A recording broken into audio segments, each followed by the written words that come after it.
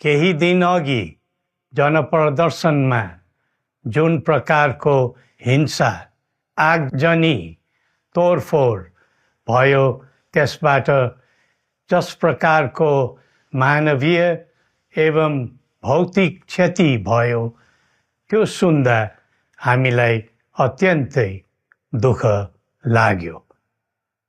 नागरिक स्वतन्त्रता भन्दा ठुलो तन्त्र वा वाद हुँदैन। वास्तविक प्रजातन्त्र त्यहाँ हुन्छ जहाँ राम्रो नराम्रो जनगुनासो वा गुणगान सुन्ने परम्परा र संस्कार हुन्छ। नेपाली जनतामा देश र भविष्यलाई लिएर जुन खालको जागरुकता पैदा भएको छ त्यसलाई हामीले सकारात्मक रूपमा लिएका छौँ।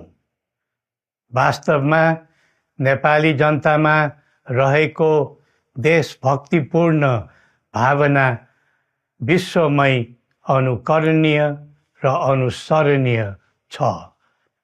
देशलाई विद्यमान जटिलताबाट मुक्त गराई शान्त, स्थिर र समृद्ध मुलुक बनाउने जागरुकता जुन पैदा भएको छ, नयाँ वर्ष 2082 मा नेपाली जनताको चाहना अनुसारको परिणाम हासिल हुने विश्वास थपिएको छ।